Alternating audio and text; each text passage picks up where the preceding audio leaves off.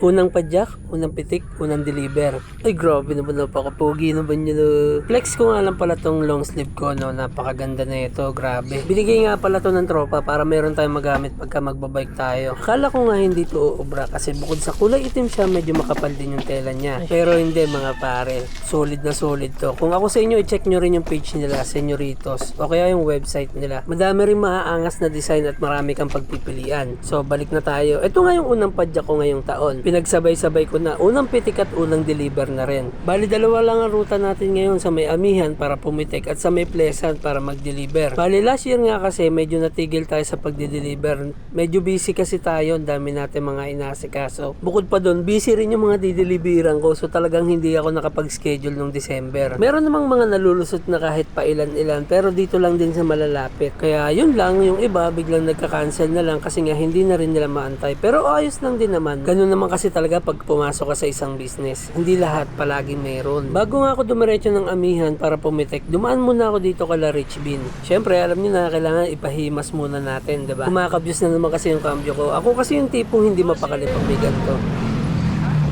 Morning. Bato na ako, boss. Ha? Bato na. Kumakabyos eh. Tama. Diyan lang, sa tungko. Ang ganda ng camera mo ah. Yan nga pala si Rich Bean. Dito ako lagi nagpapayos ng bisikleta.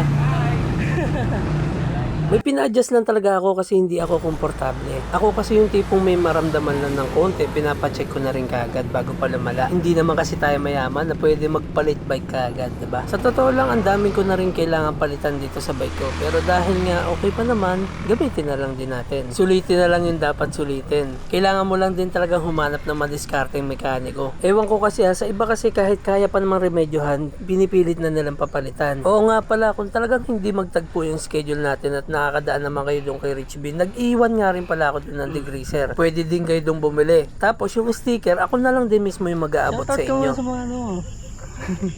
Shoutout sa lahat ng mga followers ni Titoda. Saka sa lahat ng mga followers ko, mga kuya at ate. Good morning po sa inyo lahat. Pagdating ko nga dito sa Amihan, si Kuya Butoy ang aking nakitan. Dito kami lagi pumipwesto at wala pa yung ibang tropa. 7 to 9 AM ang kadalasang schedule namin dito araw-araw. Pero kung sino lang yung available. Kapag nga pala wala kayong makita na picture nyo sa mga ina-upload ko, pasensya na. Baldog yun. Babawi na lang ako sa susunod na makapitik ako. Huwag na kayong magalit, nagagalit kayo. Habang pumipitik nga ako, isang follower nga natin yung biglang lumapit. EGT naman. Ayun, nagkabenta pa tayo. Shoutout sa asawa ko at tulog pa yun. Pagdating ko sa bahay, pupungas-pungas ka. Naka-active ba to? Nakaano yun. Sa Paradise yung Nagkabenta pa nga tayo. Lagi rin kasi ako may dalang pasobra. Andito na nga rin pala ibang tropa. Andito si Daily Tambay. Ano siya Eh, Sir naka-helmet? Hekyo. Nakamotor, naka-helmet. Naka-helmet yun, hindi naman Tapos Sir Vince. Kuya Butoy. Pero kulang pa yan par. Marami talaga yan par. Promise. Dito lang naman kami sa Gedli. Abang-abang lang. Salamat nga pala sa mga nagpapakape. Tara, mag-deliver na tayo.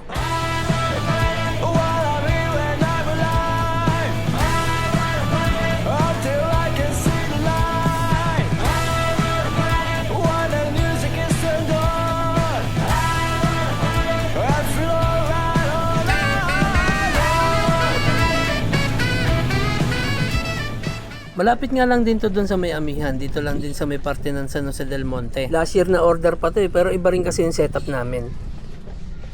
Opo. Andito man siya o wala, basta daling ko na lang daw yung degreaser.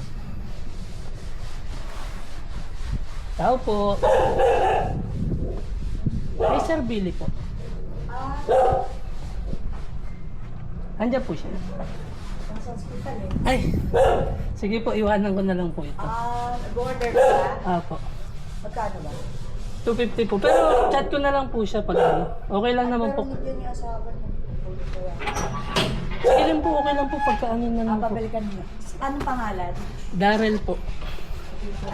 Opo, para hindi na rin po ma-storbo. Baga iwanan ko na lang po. Degreaser po. Pasensya na po. Pabalikan mo na lang.